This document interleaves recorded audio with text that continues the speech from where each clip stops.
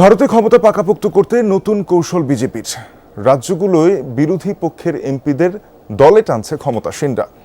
একযোগে তৃণমূলের ২০ MP NDA জোটে যোগ দেয়ায় নিম্নকক্ষে এখন তাদের আসন দাঁড়িয়েছে ৩১২টিতে। ভারতীয় গণমাধ্যমগুলোর প্রতিবেদন বলছে কয়েকদিনের মধ্যেই সেটি আরও বাড়তে পারে। পার্লামেন্টে ২/৩ সংখ্যাগরিষ্ঠতা পেতে প্রয়োজন ৩৬০ আসন, আর তা বাগিয়ে নিতে পারলেই ক্ষমতা আরও বাড়বে বিজেপির। বিতর্কিত সীমানা পুনর্বিন্যাস সহ কোনো বিল পাশেই থাকবে না কোনো বাধা। বিরোধীদের বিরোধিতায় গত এপ্রিলে ভারতের পার্লামেন্টে পাশ হয়নি ক্ষমতাসীনদের উত্থাপিত অন্তত ৩টি বিল, যার মধ্যে ছিল নির্বাচনী আসন পুনর্বিন্যাস সংক্রান্ত বিতর্কিত ডিলিমিটেশন বিলও, যা ছিল গত ১২ বছরে পার্লামেন্টে বিজেপির সবচেয়ে বড় ব্যর্থতা। বিরোধীদের অভিযোগ, ডিলিমিটেশন বিল পাশ হলে বিজেপি নিয়ন্ত্রিত উত্তর ও উত্তর পূর্বাঞ্চলের জনবহুল রাজ্যগুলোর আসন ছোট রাজ্যগুলোর চেয়ে অনেক বেশি বৃদ্ধি পাবে। ফলে পরে নির্বাচনে সংখ্যাগরিষ্ঠতা পাওয়ার পথ সহজ হবে এনডিএ জোটের। তাই এই বিল পাশের জন্য নতুন কৌশল নিয়েছে ক্ষমতাসীনরা। আবারও পার্লামেন্টে বিতর্কিত বিলটি উত্থাপনের আগে ২/৩ সংখ্যাগরিষ্ঠতা নিশ্চিতে উঠে পড়ে লেগেছে তারা।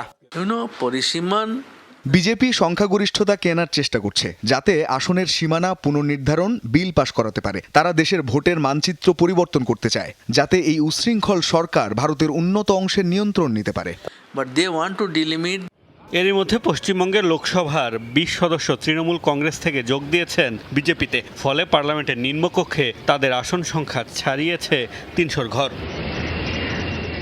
৫৪৩ আসনের লোকসভায় ২/৩ সমর্থনে প্রয়োজন ৩৬০ আসন। ম্যাজিক ফিগার থেকে এখনো বেশ দূরে বিজেপি। তবে ভারতীয় বিভিন্ন গণমাধ্যম বলছে এরই মধ্যে অন্যান্য রাজ্যের কয়েকটি দলের সাথেও দর কষাকষি চলছে ক্ষমতাসীনদের, যার মধ্যে রয়েছে তামিলনাড়ুর ডিএমকে।